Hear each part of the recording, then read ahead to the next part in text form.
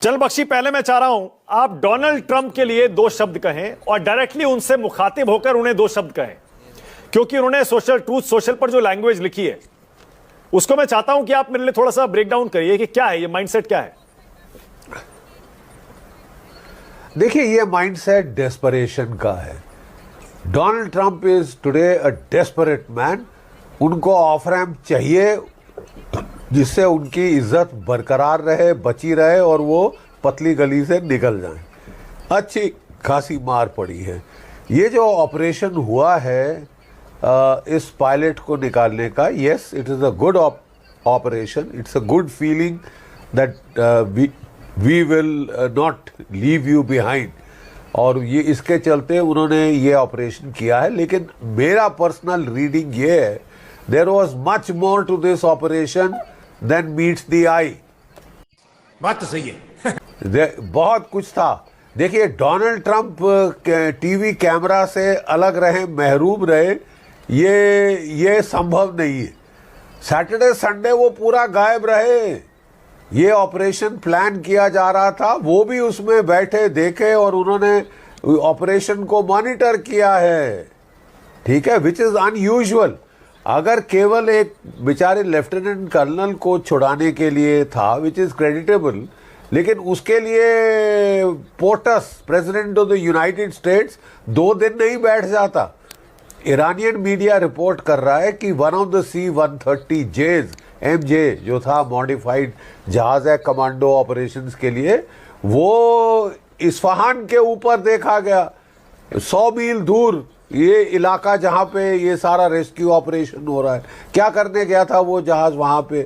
बीच में मीडिया में रिपोर्ट्स आ रही थी कि साहब हमारे पास प्लान है, हम लोग उतारेंगे, इस्फहान के पास एक डिसयूज्ड एयरफील्ड है, उसका इस्तेमाल करके हम डोजर उतारेंगे ताकि डिग आउट कर लें जो कि मलबे में दबी है एनरिच्ड यूरेनियम। इस टाइप की बहुत हमने ऊल जलूल कहानियां सुनी थी। You are right bro. ये देखिए, तभी इन्होंने जो किया है successful operation, yes, but you know जो इमेजेस हैं ठीक वही है जो निकल कर आ रही है इस ऑपरेशन से। 1980 का होस्टेज रेस्क्यू फियास्को तमाशा याद है आपको? कोई 54 पता नहीं कितने 58 होस्टेज रेस्क्यू करने के लिए American special forces under colonel Charlie Beckwith वो लैंड किए थे, और ये एक एयरफील्ड के ऊपर लैंड किए थे डेजर्ट में जहाँ पे CIA पहुंची हुई थी। उनके एक C-130 और एक बड़ा चिनूक हेलीकॉप्टर आपस में टक्कर मार दी थी एक दूसरे के साथ, और आग लग के जल गई थी और भागे थे। पूरा ऑपरेशन ऐसा बड़ा फियास्को हुआ था कि जो अपने वहाँ के तत्कालीन प्रेसिडेंट जो थे जिमी कार्टर, बेचारे वो तो धराशायी हो गए और ख़त्म उनका पॉलिटिकल कैरियर हो गया, और बड़ी मतलब अमेरिका की बेइज्जती हुई थी। अगर हम करें तो करें क्या, बोले तो बोले क्या। अब इमेजेस ठीक वैसी हैं, फर्क ये है कि ठीक है आप कह दें कि हाँ हमने साहब एक निकाल दिया हमारा डाउन्ड पायलट जो था, लेफ्टिनेंट कर्नल वेपन्स ऑफिसर था जो F-15 का, 48 घंटे के बाद उसको हम बचा पाए, हमारी कोई कैजुअल्टी नहीं हुई, हम निकल गए। लेकिन आपके 2 C-30 MJ मॉडिफाइड जहाज, $300 बिलियन के ये 2 जहाज, ये वहां गर्क हो गए।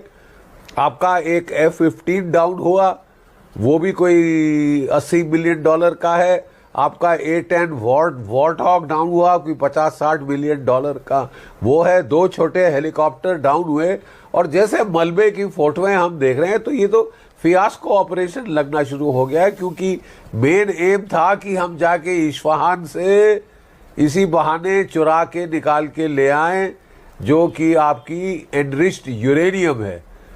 ऐसे तो नहीं होता है। तो साहब, अगर इतनी कीमत आपको एक डाउन्ड पायलट के लिए चुकानी पड़ जाए, कोई पूरा कॉस्ट अगर कंप्यूट करें आपके, जो कि एक स्क्वाड्रन भी गया था वो आपके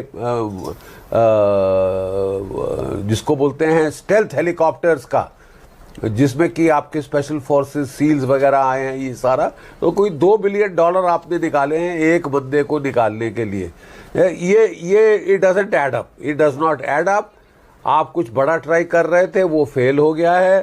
थैंक गॉड आपकी मट्टी पलीत नहीं हुई जैसे कि पिछली बार हुई है, क्योंकि आपके पास उस पायलट का बहाना था। लेकिन साहब it is not going well. ये ट्रेलर दिखाता है कि अगर अमेरिका ट्राई करे स्पेशल ऑपरेशन, क्या कहते हैं, कोई ग्राउंड ऑपरेशन, तो क्या कीमत चुकानी पड़ सकती है। आप कह रहे हैं कि ये आखिरी पायलट है जो गिरेगा, ये लास्ट जहाज है जो गिरेगा, क्या बात कर रहे हैं। वहां पे S-400 आ गए हैं जो इमोशनल डैमेज। बवासीर उनका 350 है, वो S-400 की कॉपी है। मेरे हिसाब से तो वो कुछ हफ्ते पहले खबर आई थी कि अमेरिका के 17 एंटोनोव 124 जहाज ये S-400 बैटरीज को लेके आ गए हैं, और तब से हम देख रहे हैं हर रोज एक दो जहाज टपक रहे हैं।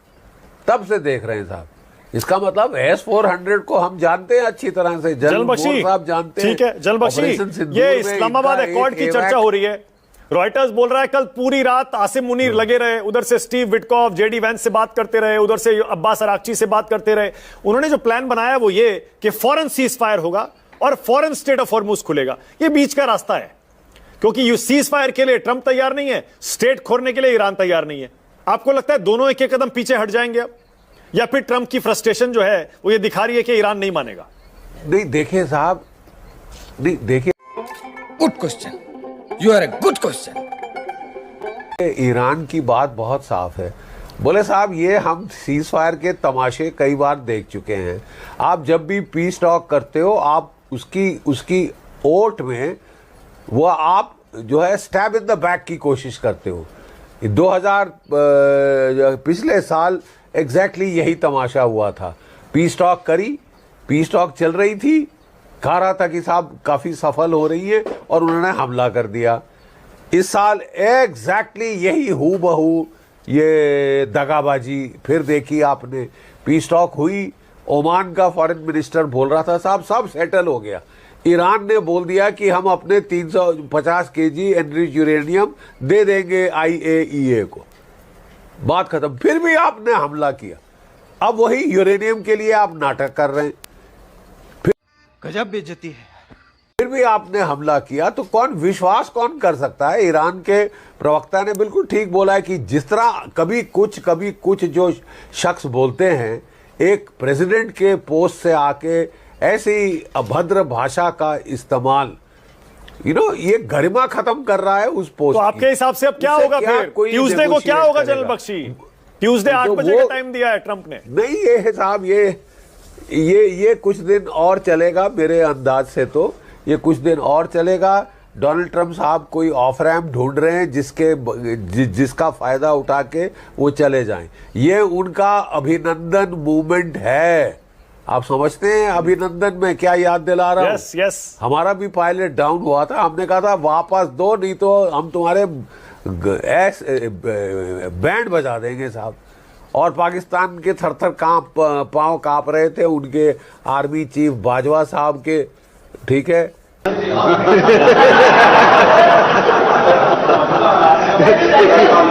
घुटने कांप रहे थे उनके, और उन्होंने वापस कर दिया अगले दिन, तो हमने लड़ाई खत्म कर दी थी। क्या ये भी डोनाल्ड ट्रंप मूवमेंट ढूंढ के लड़ाई खत्म करने की कोशिश करेंगे? लेकिन आपको कुछ ऐसा ठोस प्रपोजल देना होगा। ईरान कह रहा है साहब हमको आश्वासन चाहिए कि 2 दिन के बाद सांस लेके, 10 दिन के बाद सांस लेके आप और इजराइल फिर चढ़ जाएंगे। पागल कुत्ते जैसे कि वो पड़ जाते हैं कि साहब अब तो काट मार के, जब तक मार ना डालना जाए पागल कुत्ते को काटता रहता है। तो ये जनरल मोर, पहले मुझे ये बताइए, आपको ये जो ट्रंप का गाली देना है ये कैसा लगा? आपको क्या समझ में आ रहा है? क्या माइंडसेट होता है? क्योंकि सुप्रीम कमांडर भी अपने सारे सर्विसेज के वही हैं, इतनी गालियों पे क्यों उतर आए?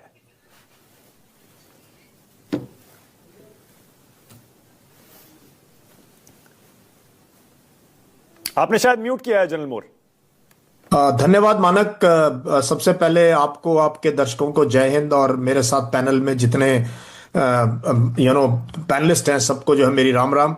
such a pleasure to come back to this program and to share our thoughts with very very elite panel. तो सबसे पहले तो ये जो डोनाल्ड ट्रंप का हमने भी ट्वीट पढ़ा कल, बहुत ही दुखदाई, इतनी गंदी भाषा, ऐसी प्रोफैनिटी जो है वैसे भी आपस में नहीं देते इस लेवल पे, लेकिन उसको एक राष्ट्र अध्यक्ष, वो भी यूएस का, the greatest power, the most powerful person in the world, अगर वो गाली देना शुरू कर दे तो इसका मतलब हालत बहुत खराब है। ये डिप्रेशन की निशानी है, एग्जाइटी की निशानी है, इरिटेशन की निशानी है, और जैसे सब कुछ हाथ से निकल गया हो और जैसे सब लुट गया हो, तब आदमी जो है इतना फ्रस्ट्रेटेड होता है। नहीं तो यही नहीं, अभी और सुनिए, जो है क्योंकि सोशल मीडिया भी होता है, लोग होते हैं सपोर्ट करने के लिए, स्क्रिप्ट लिखने के लिए, तो बहुत ही शर्मनाक, बहुत दुखदाई है।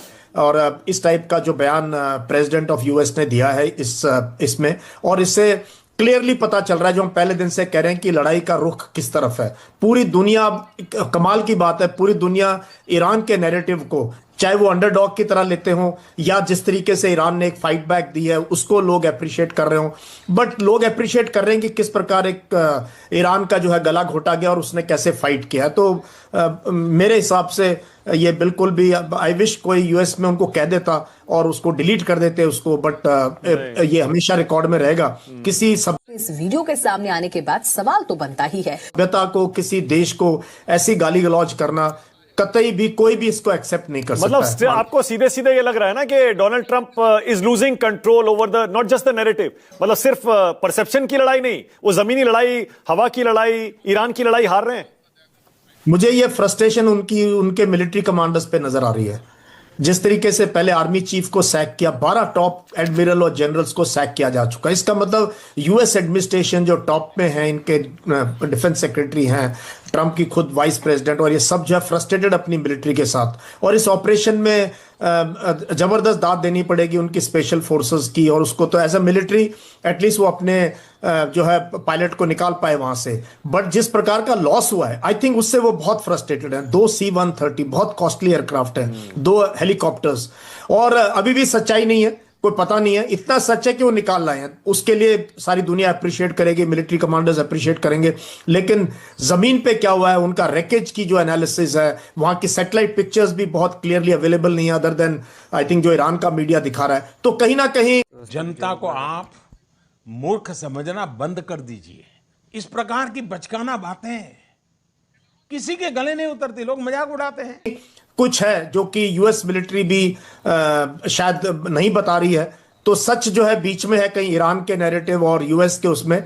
बट ये फ्रस्ट्रेशन मुझे लगता है इस ऑपरेशन से लेके भी है, और परफॉर्मेंस जो उसकी मिलिट्री की है, जो वो चाहता था कि वो हो जाएगा, वो मिलिट्री शायद परफॉर्म कर नहीं पा रही है। तो ये आई थिंक फ्रस्ट्रेशन उसके अपने लीडरशिप के ऊपर भी एक निगाह डालती है। अफजल मोर, ये जो जिस एयर स्ट्रिप पर इन्होंने अपने C-130 उतारे, बताते हैं कि वो इस्फहान, जहां पर ईरान का न्यूक्लियर अंडरग्राउंड पूरा प्लांट है, उससे बहुत ज्यादा दूर नहीं है। कुछ थ्योरीज ऐसी चल रही हैं सोशल मीडिया पर जनरल मोर, कि शायद अमेरिका ने वहां से यूरेनियम निकालने का एक मिशन चलाया था, ये पायलट को बचाने के मिशन के साथ साथ, और वो फेल हो गया। आपको यकीन है इस पर? देखो, मैं पहले दिन से कह रहा हूं, हम ना कॉन्स्पिरेसी थ्योरी में बिलीव करेंगे, ना कोई सोशल मीडिया नैरेटिव को बिलीव करेंगे। सच इसके बीच में है, जो यूएस कह रहा है उसका और जो ईरान पिक्चर्स दिखा रहा है। But it was a operation जो वो अपने पायलट को निकाल पाए, उसमें उनकी टेक्नोलॉजी, उनकी बहादुरी, उनकी ट्रेनिंग, सारी चीजें शामिल हैं एस्केप एंड देश संकट में है, इन्वेजन में। But to lose so many aircraft, and कहीं ना कहीं तो बंगली गप हुई है। और यूएस, ठीक है, सब कुछ होते हुए भी इनके ऑपरेशन फेल हो जाते हैं, इसमें कोई डाउट नहीं है। ऐसा नहीं है कि क्योंकि नीचे IRGC के लोग थे, बासिज फोर्स के लोग थे, और बहुत जबरदस्त जो है काउंटर फायर है, और शोल्डर फायर्ड मिसाइल्स हैं, सैम मिसाइल्स का यूज किया जा रहा है, स्मॉल आर्म्स का यूज किया जा रहा है। ईरान भी अपनी तरफ से जो है पूरा का पूरा, but it's a vast country, शायद वो पहुंच नहीं पाए पायलट तक। तो मुझे तो ये लग रहा है कि अभी कोई सच पता नहीं है, but knowing US and it's military, कुछ दिनों में या कुछ महीनों में इसका सच जरूर आएगा। कुछ जब कोई किताब आएगी या कोई इन्हीं का पायलट जो है बताएगा सारी बात कि ऐसा हुआ। जरूर। विंग कमांडर, पहले आप बताएंगे, आपको ये जो एक एयरमैन को निकालने वाला ऑपरेशन था, मुझे इसका नाम नहीं पता, अभी तक रिवील नहीं हुआ है, आपको जितनी जानकारी पता चली है इसके बारे में क्या समझ में आ रहा है? Was this a successful operation, या फिर जनरल बख्शी कह रहे हैं ये तो कुछ और ट्राई कर रहे थे और वो फेल हो गया? मानक, thank you for calling me. 3-4 बातें बोलूंगा जल्दी जल्दी। ये जो ऑपरेशन हुआ है, उस ऑपरेशन की बात मैं समझ रहा हूँ। मैं एयर ट्रैफिक कंट्रोलर था कारगिल में, और ठीक इसी तरह से स्कॉर्डला आहूजा का जहाज मारा गया था, क्योंकि वो आप अपने पायलट को खोजने के लिए, उसको स्पॉट करने के लिए आप डिफाइंड स्पेसिफिक हाइट से नीचे आते हैं और मिसाइल्स के रेंज में आ जाते हैं। तो मिसाइल के रेंज में आते हैं तो आपके एयरक्राफ्ट को हिट होता है, और इसीलिए कई जहाज को उनको हिट हुआ है, आप देखिए। और हिट होने के बाद वहां पर जो ऑपरेशन हुआ है, वो ऑपरेशन निश्चित रूप से मैं ये मानता हूं कि अमेरिकन ऑपरेशन है, सक्सेसफुल ऑपरेशन है। जहाजों की उनकी क्षति हुई है, इसमें कोई शक नहीं है। और अब ये जो कहा जा रहा है कि ईरान ने मार दिया होगा, मैं ये बात बिल्कुल नहीं मानता। अगर ईरान मारता तो वहां डेड बॉडी होती, ये ट्रॉफी के रूप में आज इसको टीवी पर चारों बल दिखाया जा रहा होता। दूसरी बात मैं ये कहना चाहूंगा, आपने बोला है मानक कि ट्रंप जो इस तरह का बयान दे रहे हैं, ये फ्रस्ट्रेशन का बयान इस बार वाला नहीं है, क्योंकि आप खत्म, bye bye, tata, goodbye, गया।